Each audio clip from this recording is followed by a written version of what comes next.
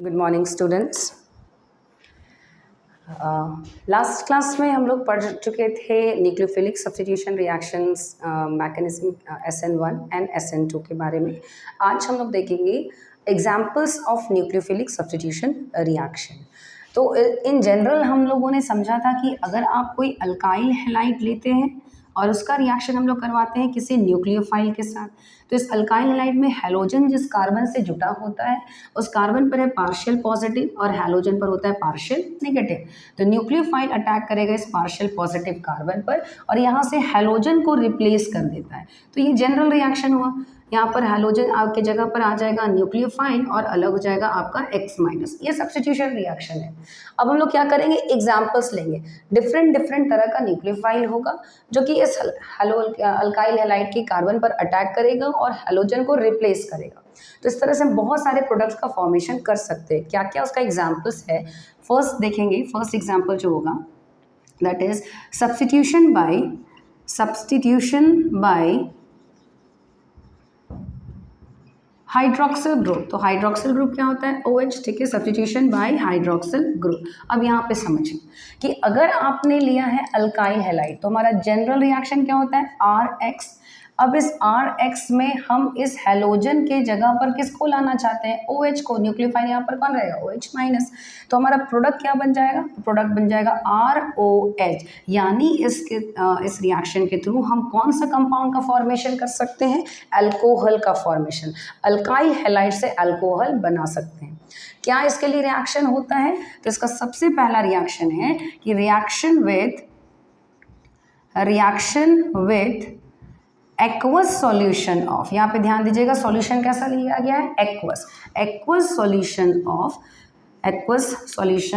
Of either KOH और NaOH। या तो आप पोटेशियम हाइड्रोक्साइड लीजिए या फिर आप सोडियम हाइड्रोक्साइड लीजिए, लेकिन उसका कैसा सॉल्यूशन आपको लेना है, एक्वस सॉल्यूशन। ये चीज़ थोड़ा ध्यान रखिएगा, एक्वस सॉल्यूशन में हम लोग ये करवाते हैं, ठीक है। तो हमने रिएक्शन करवाया, reaction with aqueous solution of KOH और NaOH। अब रिएक्शन करके देखिए, पहले एक जनरल इक्वेशन हम लोग करेंगे, ठीक है। जनरल इक्वेशन में पहले समझेंगे कि आपको लेना है अल्काइल हैलाइड। क्या लेंगे, अल्काइल हैलाइड, और रिएक्शन करवा रहे हैं उसका मान लो NaOH या फिर KOH का एक्वस सॉल्यूशन। NaOH हमने लिया, कैसा सॉल्यूशन, एक्वस सॉल्यूशन। तो यहाँ से क्या होता है कि Na और X निकल जाएगा, जो बचा उसको जोड़ दीजिए, तो R के साथ कौन जुड़ गया, OH।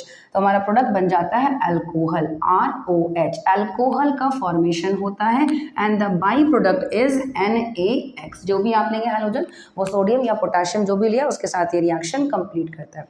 तो जनरल इक्वेशन को समझिए पहले कि आपने लिया अल्काइल हैलाइड, रिएक्शन हुआ सोडियम अल्कोक्साइड के साथ, तो यहाँ से Na और X निकल गया, OH अटैक कर जाता है R पर, Na प्लस OH माइनस, तो हमारा न्यूक्लियोफाइल कौन हो जाता है यहाँ पर, OH माइनस, ठीक है। The reaction of alkyl halide with aqueous solution of sodium hydroxide gives alcohol. क्या देता है, अल्कोहल देता है। अब एग्जाम्पल्स देख सकते हैं, लाइक आपने लिया सपोज CH3CH2 और हमने लिया Cl, इथाइल क्लोराइड। रिएक्शन करवा दिए हमने इसका NaOH का कैसा सॉल्यूशन, एक्वस सॉल्यूशन के साथ। तो आप बताओ प्रोडक्ट में क्या होगा बच्चा, जैसे ये दिख रहा है एकदम वैसे ही रिएक्शंस करना सीखिए। बहुत सारे एग्जाम्पल्स आप बना सकते हैं।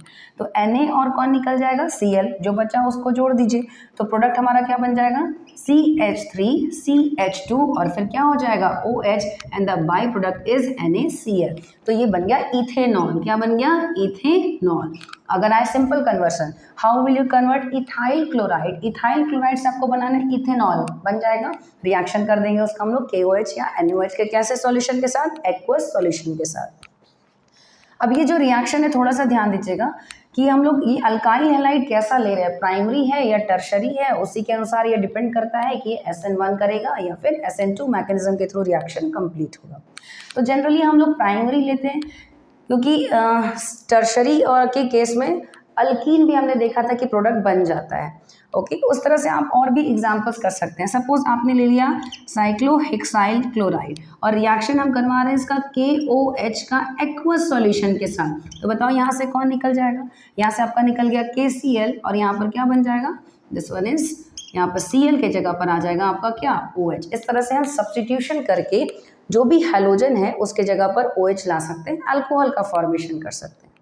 इसी में दूसरा रिएक्शन आता है, ये तो हो गया एक्वा सॉल्यूशन ऑफ KOH या NaOH के साथ। दूसरा इसमें आपको जो रिएक्शन मिलेगा वो रिएक्शन है यहाँ पर reaction with moist silver oxide. Second जिसमें आता है reaction that is reaction with moist silver oxide, reaction with moist silver oxide. अब पहले यहाँ पे थोड़ा सा समझो, मॉइस्ट कहने का मतलब है नमी यानी मॉइस्चर। मॉइस्ट मतलब क्या हो गया, नमी, मॉइस्चर होगा किसमें, तो सिल्वर ऑक्साइड में। अब सिल्वर ऑक्साइड का फॉर्मूला आपको याद है Ag2O होता है, सिल्वर ऑक्साइड इज Ag2O। अब इस सिल्वर ऑक्साइड में आपका नमी यानी कौन प्रेजेंट होगा, वाटर मॉलिक्यूल।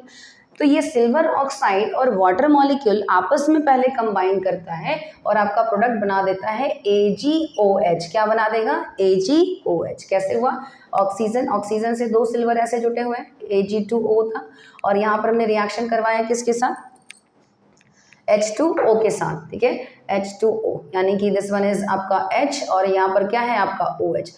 तो यहाँ से एक निकल गया AgOH और ये दूसरा आपका बन गया AgOH, यानी दो AgOH, 2 मोल्स AgOH का फॉर्मेशन हो जाता है। तो मॉइस्ट अगर सिल्वर ऑक्साइड लिखा हुआ है, सिल्वर ऑक्साइड का फॉर्मूला Ag2O, लेकिन ये रिएक्ट कर जाता है उस मॉइस्चर के साथ और कन्वर्ट हो जाता है सिल्वर हाइड्रोक्साइड में। तो हमने बोला reaction with moist silver oxide. अब मॉइस्ट सिल्वर ऑक्साइड आपको समझना है Ag2O नहीं है, ये बदल गया किस में, AgOH में। तो अब रिएक्शन करके देखिए कि अगर आपने लिया है अल्काइल हैलाइड और रिएक्शन करवा रहे हैं किसके साथ, मॉइस्ट सिल्वर ऑक्साइड, जो कि बदल गया है किस रूप में, AgOH के रूप में। तो बताओ यहाँ से AgX निकलेगा या नहीं, तो यहाँ से निकल गया AgX, जो बचा उसको हमने जोड़ दिया। तो प्रोडक्ट क्या बन जाएगा हमारा, this one is ROH and the by product is क्या हो जाएगा, AgX। यानी इस मेथड के थ्रू भी जब आपने मॉइस्ट सिल्वर ऑक्साइड के साथ रिएक्शन करवाया तो यहाँ पर भी आपका प्रोडक्ट क्या बन जाता है, अल्कोहल बनता है। तो अल्कोहल उसको मतलब हैलोजन को सब्स्टिट्यूट करना है अगर हाइड्रोक्सिल ग्रुप से, दो तरीका है। पहला, इसमें आप रिएक्शन करवा सकते हैं एक्वा सॉल्यूशन ऑफ KOH या एक्वा सॉल्यूशन ऑफ NaOH के साथ, अल्कोहल बन जाता है।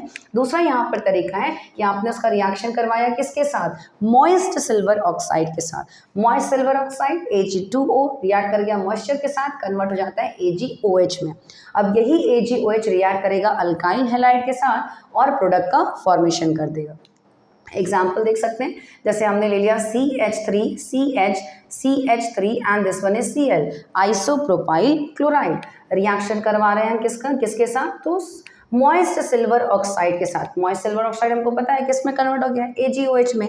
तो यहाँ से कौन निकल जाएगा, AgCl एंड OH चला जाएगा Cl के जगह पर। तो आपका प्रोडक्ट क्या बन गया, CH3 CH, यहाँ पर हो गया CH3 और यहाँ पर OH, आइसोप्रोपाइल अल्कोहल। तो अल्कोहल, हेलो अल्केन से अल्कोहल बनाने का ये दो रिएक्शंस होता है, ठीक है। नाउ नेक्स्ट देखेंगे, नेक्स्ट सब्स्टिट्यूशन रिएक्शन होगा सब्स्टिट्यूशन बाय अल्कोक्सी ग्रुप, ठीक है। अल्कोक्सी ग्रुप क्या होगा, ये सब जब फंक्शनल ग्रुप आप लोग को बताया गया था तो सारे ग्रुप्स बताए थे। ग्रुप्स पर एक बार उनके नाम पर कमांड रखिएगा। तो अल्कोक्सी, ठीक है, सब्स्टिट्यूशन बाय अल्कोक्सी ग्रुप। अब ये क्या है अल्कोक्सी ग्रुप, इसको समझेंगे, समझ जाओ, बहुत बार कंफ्यूजन हो जाता है अल्कोक्सी।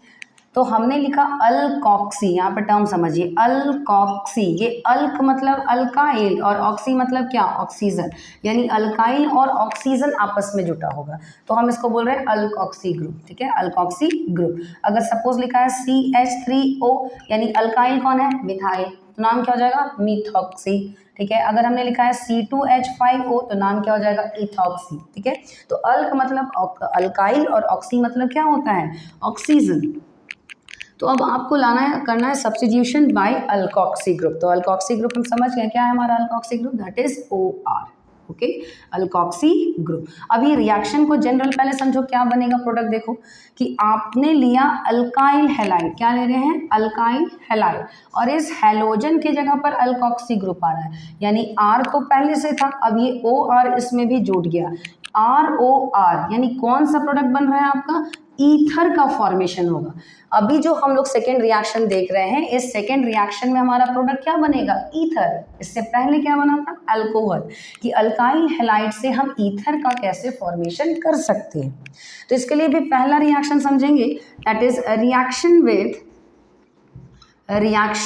विथ सोडियम अल्कोक्साइड या पोटाशियम अल्कोक्साइड, ठीक है, सोडियम अल्कोक्साइड या फिर potassium alkoxide, reaction with sodium alkoxide, हाँ, या फिर पोटाशियम अल्कोक्साइड। तो अल्कोक्साइड आइड आया यानी नेगेटिव चार्ज एनायन होगा, और साथ में कौन है यहाँ पर सोडियम, तो हमारा कैसे लिखेंगे RO minus Na plus sodium alkoxide, ठीक है, इस तरीके से। अब इसका जनरल इक्वेशन पहले देखो कि आप लेंगे अल्काइल हैलाइड, आप लेंगे क्या, अल्काइल हैलाइड, और रिएक्शन करवाएंगे सोडियम अल्कोक्साइड के साथ। तो सोडियम अल्कोक्साइड को हम ऐसे लिख दें, किसी को कोई दिक्कत तो नहीं होना चाहिए, उलट के ऐसे लिख दिए हैं, एक को R डैश कर दे रहे, समझ जाएंगे कि ये न्यूक्लियोफाइल वाला पार्ट है और ये हमारा सबस्ट्रेट वाला पार्ट है। तो आप यहाँ से बताओ बच्चा लोग, क्या NaX निकलेगा या नहीं, निकल गया NaX। अब ये O माइनस इस R पर आकर के जुटेगा, तो हमारा प्रोडक्ट क्या हो जाता है बच्चा लोग, this one is ROR dash, यानी ईथर का फॉर्मेशन करते हैं, ठीक है, ईथर का फॉर्मेशन, और रिएक्शन को हीट करना पड़ता है, ठीक है, रिएक्शन को हीट करना पड़ता है। तो इसको रिएक्शन को कैसे बोलेंगे, the reaction of alkyl halide with sodium alkoxide gives ether, क्या देता है, ether. The reaction of alkyl halide with sodium alkoxide gives ether. ये जो रिएक्शन है सोडियम अल्कोक्साइड के साथ या पोटाशियम अल्कोक्साइड के साथ अल्काइल हैलाइड का ईथर बनता है, बहुत इंपॉर्टेंट रिएक्शन है, ये है आपका विलियमसन सिंथेसिस।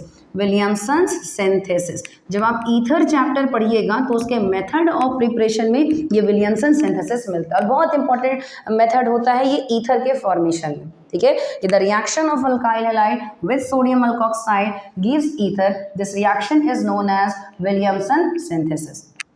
अब एग्जाम्पल देख सकते हैं, जैसे अगर हमने एग्जाम्पल लिया, सपोज हम ले रहे हैं CH3Cl, ठीक है, रिएक्शन करवा दिए इसमें हम लोग Na प्लस, और फिर हमने लिया O पर माइनस, एंड यहाँ पर भी हम लोग ले लिए CH3, तो आप बताओ प्रोडक्ट क्या हो जाएगा, यहाँ से निकल गया NaCl, और आपस में ये जुट जाएंगे, तो हमारा प्रोडक्ट क्या हो गया बच्चा लोग, दैट इज CH3O, एंड फिर क्या बना CH3, तो ईथर बन रहा है, दैट इज मिथॉक्सी मीथेन, इसका नाम क्या हो गया, दिस वन इज मिथॉक्सी, और फिर क्या हो जाएगा मीथेन, मिथॉक्सी मीथेन का formation, and the by product is NaCl, तो ईथर का फॉर्मेशन हुआ।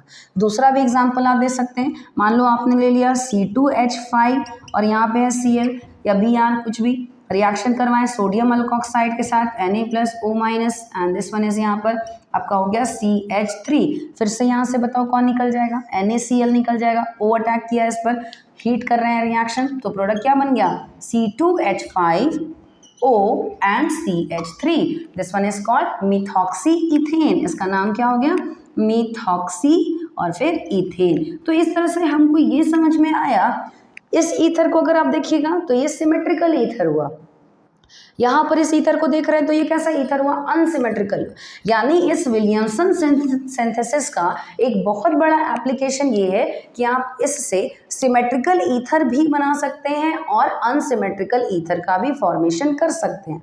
वेरी इंपॉर्टेंट रिएक्शन ईथर के मेथड ऑफ प्रिपरेशन में बहुत इंपॉर्टेंट ये मेथड हो जाता है कि अल्काइल हैलाइड का रिएक्शन सोडियम अल्कोक्साइड के साथ करते हैं तो ईथर का फॉर्मेशन होता है, यही रिएक्शन आपका कहलाता है विलियमसन सिंथेसिस। अल्काइल हैलाइड जो लेंगे वो मेनली आपका 1 डिग्री अल्काइल हैलाइड होता है।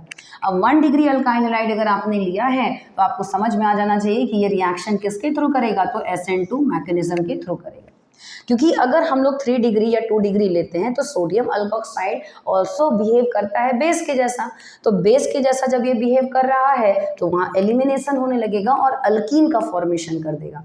इसीलिए विलियमसन सिंथेसिस में ईथर बनाते समय जनरली हम अल्काइल हैलाइड जो लेते हैं वो प्राइमरी होना चाहिए, उसके बाद आप यहाँ से भी चेंज करके इसमें सिमेट्रिकल और अनसिमेट्रिकल ईथर का फॉर्मेशन कर सकते हैं। तो ये ईथर बनाने का पहला तरीका हुआ। अब जैसा अल्कोहल में हमने एक और मेथड देखा था, मॉइस्ट सिल्वर ऑक्साइड के साथ ईथर के साथ, मतलब यहाँ पर भी ईथर बनाने में दूसरा रिएक्शन होता है reaction with dry silver oxide. Reaction किसके साथ, तो ड्राई सिल्वर ऑक्साइड के साथ। अब अगर हमने लिख दिया ड्राई सिल्वर ऑक्साइड तो ये बताओ सिल्वर ऑक्साइड का फॉर्मूला तो Ag2O था, मॉइस्ट में क्या हुआ था कि ये Ag2O रिएक्ट कर गया था वाटर के साथ तो कन्वर्ट हो गया AgOH में। अब यहाँ पे तो मॉइस्चर है नहीं, ड्राई है, तो यानी कि ये किस रूप में रहेगा, Ag2O के रूप में रहेगा, सिंपल। तो अब रिएक्शन कैसे होगा समझिए इसको। कि आपने लिया अल्काइल हैलाइड, क्या ले रहे हैं, अल्काइल हैलाइड, और रिएक्शन करवा रहे हैं हम लोग इसका सिल्वर ऑक्साइड। तो एक ऑक्सीजन है, दो सिल्वर, यानी ऑक्सीजन पर दो सिल्वर इस तरीके से है, ठीक है, दो सिल्वर इस तरीके से है। अब इसको हम एक्सपैंड करके थोड़ा सा सिंपल वे में लिख रहे हैं, एक यहाँ पर Ag, फिर ऑक्सीजन, और फिर यहाँ पर कौन, Ag। अब अल्काइल हैलाइड आप लेंगे 2 मोल, तो 1 मोल, और हम क्या इस तरीके से लिख सकते हैं बच्चा लोग, एकदम लिख सकते हैं इजी समझाने के लिए। यहाँ से बताओ कौन निकल गया, AgX, यहाँ से कौन निकल गया, AgX। अब जो बचा उसको आपस में जोड़िए, तो बताओ हमारा प्रोडक्ट क्या बन जाएगा, प्रोडक्ट बन जाता है ROR, and the by product is Ag2 moles of AgX। अब ये वही अल्काइल हैलाइड है जो हमने यहाँ पर लिया था, यानी दोनों अल्काइल सेम रहेगा या अलग अलग होगा, दोनों अल्काइल सेम होगा। इट मीन्स जो ईथर बन रहा है वो ऑलवेज आपका कैसा ईथर होगा, तो सिमेट्रिकल ईथर होगा। ईथर बनाने का हम 2 मेथड समझे, एक रिएक्शन हुआ सोडियम अल्कोक्साइड आयन के साथ या फिर आपका पोटेशियम अल्कोक्साइड के साथ, तो ईथर बना। रिएक्शन का नाम क्या था, विलियमसन सिंथेसिस। ईथर कैसा बना सकते हैं, ईथर हम सिमेट्रिकल भी बना सकते हैं और ईथर अनसिमेट्रिकल भी बना सकते हैं। दूसरा रिएक्शन हम पढ़ रहे हैं ड्राई सिल्वर ऑक्साइड के साथ, तो ड्राई सिल्वर ऑक्साइड के साथ जब आप बनाएंगे ईथर जब भी बनेगा तो ऑलवेज कैसा होगा, सिमेट्रिकल ईथर। एग्जाम्पल देखो, लाइक आपने लिया CH3Cl, रिएक्शन करवाए हम लोग Ag2O के साथ, तो Ag2O ऐसे लिख दिया। अब यही आपको 2 मोल लेना था, तो Cl और फिर क्या हो जाएगा, CH3। आप बताओ यहाँ से कौन निकल गया, AgCl, यहाँ से भी कौन निकल गया, AgCl। जो बच गए उनको आपस में जोड़ दीजिए, तो हमारा प्रोडक्ट क्या हो गया बच्चा लोग, this one is CH3O and CH3। Ether जब भी बनेगा तो ईथर हमेशा आपका कैसा होगा, सिमेट्रिकल ईथर होगा। तो ये 2 रिएक्शन अभी तक हम लोग समझ गए। अल्काइल हैलाइड से क्या क्या बना सकते हैं, पहला हम लोग देखे अल्कोहल बना सकते हैं, दूसरा हम लोगों ने देखा ईथर बना सकते हैं। अल्कोहल के लिए हम लोग रिएक्शन करवाए थे किसके साथ, सोडियम हाइड्रोक्साइड के साथ या फिर पोटाशियम हाइड्रोक्साइड के साथ, एक्वस सॉल्यूशन, ठीक है। नाउ दूसरा उसमें हमने रिएक्शन करवाया था ड्राई मॉइस्ट सिल्वर ऑक्साइड के साथ, तो सिल्वर ऑक्साइड रिएक्ट कर गया था वाटर के साथ, कन्वर्ट हो गया था AgOH में, फिर वहाँ से न्यूक्लियोफाइल OH माइनस रिएक्ट किया तो अल्कोहल का फॉर्मेशन हो गया। थर्ड हमने रिएक्शन देखा कि हम लोग सब्स्टिट्यूशन करके मतलब सेकेंड रिएक्शन हम लोग सब्स्टिट्यूशन करके प्रोडक्ट बना सकते हैं, और वो है आपका ईथर। तो ईथर में भी हम लोगों ने 2 रिएक्शन देखा, एक था सोडियम अल्कोक्साइड के साथ और एक था ड्राई सिल्वर ऑक्साइड के साथ। दोनों में अंतर क्या हुआ कि विलियमसन सिंथेसिस से हम सिमेट्रिकल ईथर भी बना सकते हैं और अनसिमेट्रिकल ईथर भी बना सकते हैं, लेकिन जब हम ड्राई सिल्वर ऑक्साइड लेंगे तो हम सिर्फ क्या बना सकते हैं, ड्राई सिल्वर ऑक्साइड में सिर्फ क्या बन सकता है, सिमेट्रिकल ईथर का फॉर्मेशन होता है। नाउ तीसरा एग्जाम्पल देखेंगे बच्चा लोग, थर्ड एग्जाम्पल है यहाँ पे, that is substitution bye cyanide group, ठीक है, CN, substitution bye cyanide group. अब ये कैसे होता है इसको समझिए। तो जनरल इक्वेशन पहले देखिए क्या हो जाएगा कि आप लेंगे अल्काइल हैलाइड और इस हैलोजन के जगह पर CN जुटना है, तो क्या बन जाएगा RCN, यानी इसमें प्रोडक्ट आपका बनेगा अल्काइल साइनाइड का फॉर्मेशन होगा। किसका फॉर्मेशन होगा, अल्काइल साइनाइड। इसी अल्काइल साइनाइड के IUPAC नेम से एक कन्वर्सन आपके NCERT में है, तो याद करो इसका IUPAC नेम क्या होता है, IUPAC नेम अल्काइल साइनाइड का होता है अल्केन नाइट्राइल। क्या होता है, अल्केन नाइट्राइल, यानी कि हम अल्काइल हैलाइड से अल्केन नाइट्राइल होता है अल्केन नाइट्राइल, यानी कि हम अल्काइल हैलाइड से अल्काइल साइनाइड और अल्केन नाइट्राइल का फॉर्मेशन कर सकते हैं। रिएक्शन कैसे होता है, रिएक्शन समझिए। रिएक्शन है that is reaction with potassium cyanide, KCN के साथ हम ये रिएक्शन करवाते हैं। और यहाँ पर जो ये KCN के साथ रिएक्शन करवाएंगे, हम एक पोलर सॉल्वेंट यहाँ पर लेते हैं, चाहे आप अल्कोहल ले सकते हैं चाहे एक्वस ले सकते हैं, पोलर सॉल्वेंट के प्रेजेंस में हम लोग करवाते हैं, ठीक है। तो reaction with KCN polar solvent में होना चाहिए, ओके। अब ये रिएक्शन कैसे है, जैसे लग रहा है वैसे रिएक्शन पहले करना है। तो आपने लिया हेलो अल्कीन RX, रिएक्ट किया किसके साथ, तो KCN के साथ। देख के लग रहा है K प्लस है CN माइनस है, तो यहाँ से K प्लस और X यहाँ से क्या हो जाएगा, निकल जाएगा, and the product is RCN, alkyl cyanide का फॉर्मेशन हुआ, या फिर IUPAC में कह सकते हैं अल्केन नाइट्राइल का फॉर्मेशन हुआ।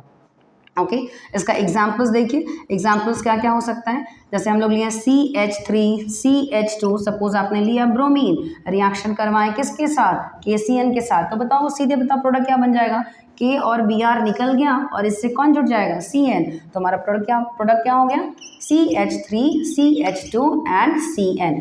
कॉमन नेम में बोलेंगे तो it is named as ethyl cyanide, इसका नाम क्या हो जाएगा, इथाइल साइनाइड, ठीक है, इथाइल साइनाइड। वहीं IUPAC में बोलेंगे तो तीनों कार्बन काउंट हो जाएगा, तो प्रोपेन और फिर N के लिए क्या हो जाएगा, नाइट्राइल, या IUPAC में नाम हो जाएगा प्रोपेन और क्या, नाइट्राइल। तो अगर आपसे क्वेश्चन पूछे कि हाउ विल यू कन्वर्ट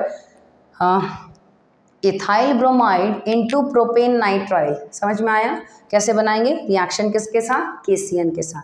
अब यहाँ पे जानो KCN का यूज हम लोग कब करते हैं रिएक्शन में, कार्बन की संख्या में एक कार्बन को बढ़ाने के लिए रिएक्शन करवाया जाता है किसके साथ, KCN के साथ।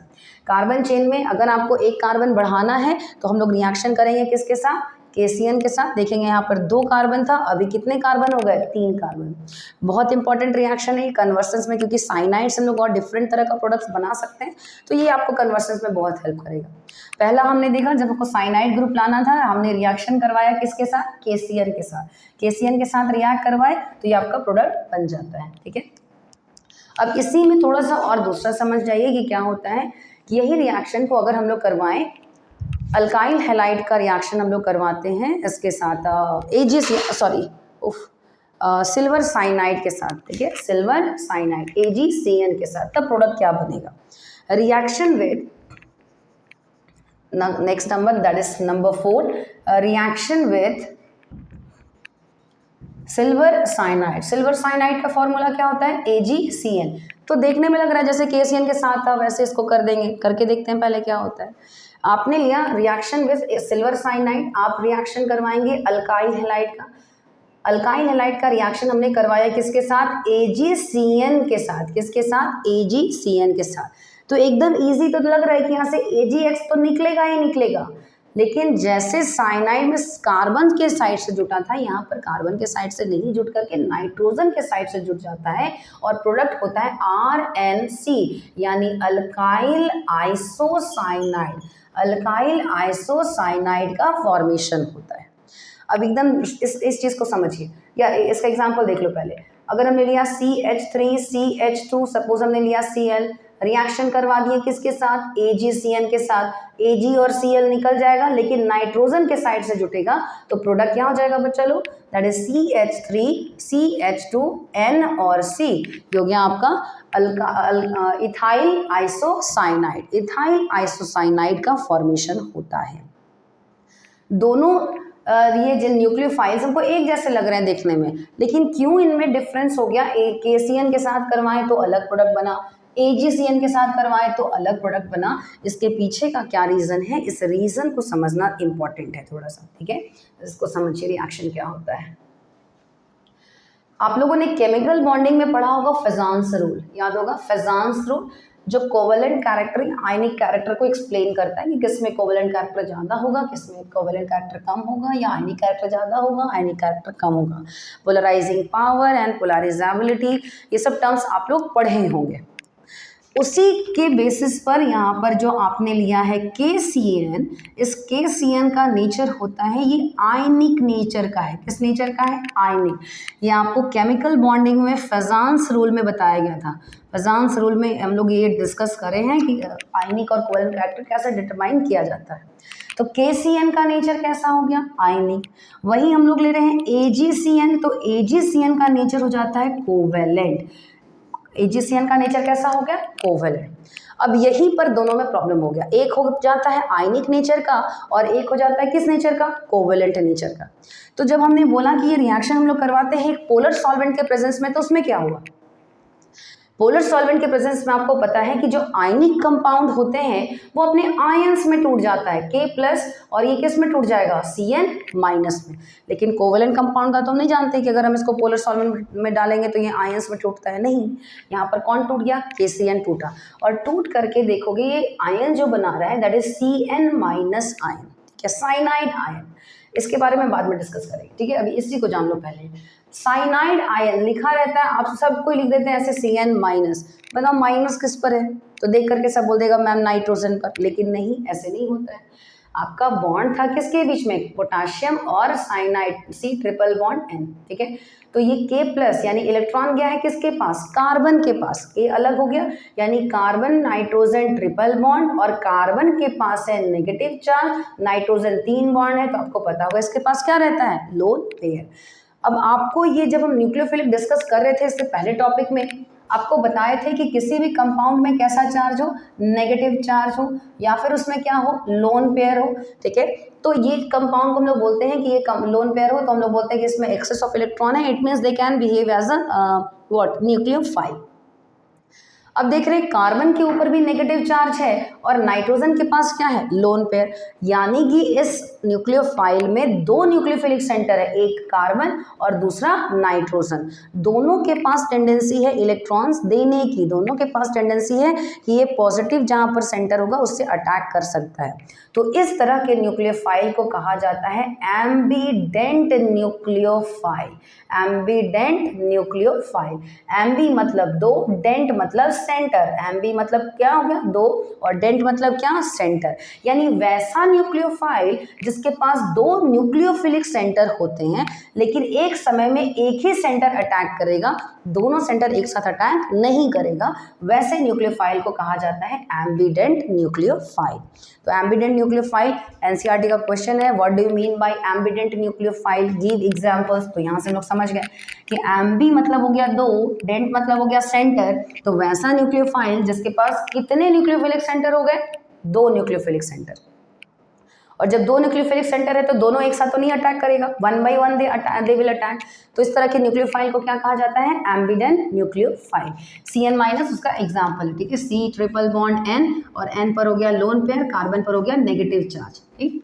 तो नेगेटिव चार्ज भी है, लोन पेयर भी है, दो न्यूक्लियोफिलिक सेंटर है, इसलिए हम इसको क्या कह रहे हैं, एम्बीडेंट न्यूक्लियोफाइल, एम्बीडेंट न्यूक्लियोफाइल। अब रिएक्शन समझो कि जब आपने लिया कोई अल्काइल हैलाइड, क्या ले रहे हैं, अल्काइल हैलाइड, रिएक्शन करवाने गए केसीएन के साथ, तो केसीएन आपका टूट करके किस में बदल गया है, साइनाइड आयन में। अब ये cyanide ion C triple bond N जो है आपका C पर माइनस और N पर क्या है, लोन पेयर। अब ये दोनों तो इस पार्शियल पॉजिटिव कार्बन पर एक साथ नहीं अटैक करेगा, एक बार कार्बन अटैक किया, बनाते हैं प्रोडक्ट क्या बन गया।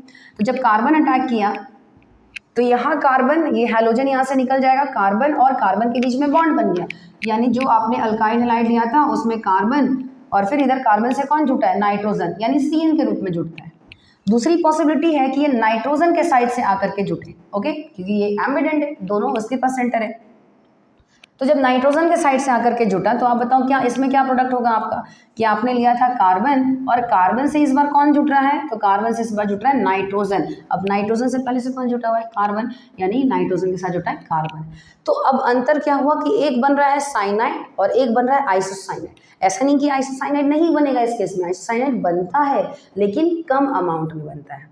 क्यों कम अमाउंट में बनता है, क्योंकि हम लोग सब जानते हैं रिएक्शन उधर प्रोसीड करता है जिधर स्टेबिलिटी मिलता है। अब ये दो प्रोडक्ट में स्टेबिलिटी हम कैसे डिसाइड करें, तो स्टेबिलिटी डिसाइड करने का फैक्टर होता है ये कार्बन कार्बन बॉन्ड। एक में बना कार्बन कार्बन बॉन्ड, एक में बन रहा है carbon nitrogen bond. Carbon carbon bond is more stronger, ये आपका क्या होता है, ज्यादा स्ट्रॉन्गर होता है, इसलिए ज्यादा स्ट्रॉन्गर है, ये उसके कंपैरिजन में कम स्ट्रॉन्गर होता है। तो दिस वन साइनाइड जो होगा यही हमारा मेन प्रोडक्ट होता है। साइनाइड क्या होता है, मेन प्रोडक्ट।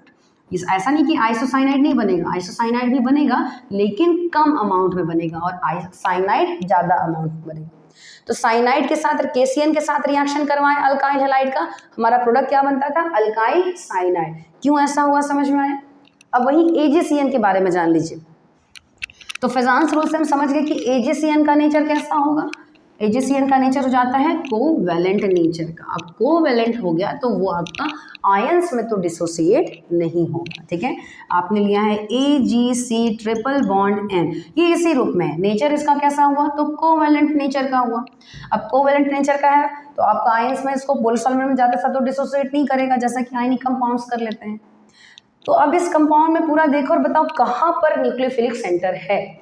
हम लोग पढ़े हैं जिस पर नेगेटिव चार्ज हो या जिस पर क्या दिखाई दे लोन पेयर, तो बताओ कहाँ पर है, नहीं दिख रहा है, यानी नाइट्रोजन पर ही आपका क्या है लोन पेयर। यानी ये जो कंपाउंड है ये आपका बिहेव करता है मोनोडेंट न्यूक्लियोफाइल की तरह। किसकी तरह बिहेव करेगा दिस वन है मोनोडेंटेड या मोनोडेंट न्यूक्लियोफाइल की तरह। मोनो मतलब वन, डेंट मतलब सेंटर, जिसके पास एक ही न्यूक्लियोफिलिक सेंटर है। तो वो न्यूक्लियोफिलिक सेंटर सिर्फ और सिर्फ कौन है नाइट्रोजन। जैसे कार्बन के साइड से अटैक करेगा तो पॉसिबिलिटी AgCN के पास नहीं है, जब भी अटैक करेगा तो सिर्फ ये अपने नाइट्रोजन एटम से ही अटैक कर सकता है। तो आपने लिया अल्काइल हैलाइड, रिएक्शन हो गया किसके साथ AgCN के साथ, ठीक है। तो AgCN यहाँ पर हम लिख सकते हैं इसको AgC ट्रिपल बॉन्ड और क्या N, अटैक करने के लिए कौन आएगा नाइट्रोजन का लोन पेयर, यहाँ से कौन निकल जाएगा AgX। तो आपका प्रोडक्ट क्या बन गया, जो भी अल्काइल हैलाइड लिए थे उस पर नाइट्रोजन के साथ जुड़ गया कार्बन, नाइट्रोजन के साइड से जुड़ रहा है, तो प्रोडक्ट आपका बन गया अल्काइल आइसोसाइनाइड, ठीक है। तो ये बहुत इंपॉर्टेंट एग्जांपल्स है, रिएक्शंस है, इसको एकदम याद करेंगे। हमने क्या जाना एम्बिडेंट न्यूक्लियोफाइल। एम्बिडेंट न्यूक्लियोफाइल किसको बोले कि वैसा न्यूक्लियोफाइल, एम्बी मतलब पहले बताओ एम्बी मतलब क्या होता है, तो एम्बी मतलब होता है दो और डेंट मतलब होता है सेंटर। तो एम्बीडेंट न्यूक्लियोफाइल वैसा न्यूक्लियोफाइल जिसके पास दो न्यूक्लियोफिलिक सेंटर होते हैं लेकिन एक समय में एक ही सेंटर अटैक करता है, वैसे न्यूक्लियोफाइल को कहते हैं एम्बिडेंट न्यूक्लियोफाइल। तो सिंपल रिएक्शन हमने इस चीज को जाना कि आप लिए हैं अल्काइल हैलाइड, रिएक्शन करवाया आपने किसके साथ KCN के साथ, और दूसरा हमने इसका रिएक्शन करवाया किसके साथ AgCN के साथ। KCN का नेचर कैसा था बच्चा लोग, आयनिक नेचर है। AgCN का नेचर कैसा है, कोवैलेंट नेचर का है। तो ये AgCN कोवैलेंट है, अपने सिर्फ नाइट्रोजन एटम से अटैक करेगा, प्रोडक्ट बनेगा RNC अल्काइल आइसोसाइनाइड। KCN टूट जाएगा K प्लस और Cn माइनस में, Cn minus is ambient nucleophile, दोनों साइड से अटैक कर सकता है, कार्बन से भी और नाइट्रोजन से भी, लेकिन मोर स्ट्रॉन्ग बॉन्ड बनता है कार्बन कार्बन के बीच में, इसलिए cyanide is the main product RCN। ये इस चीज को याद रखिएगा, ठीक है। ओके, नेक्स्ट डे हम लोग और सारा एग्जाम्पल्स देखेंगे। Thank you.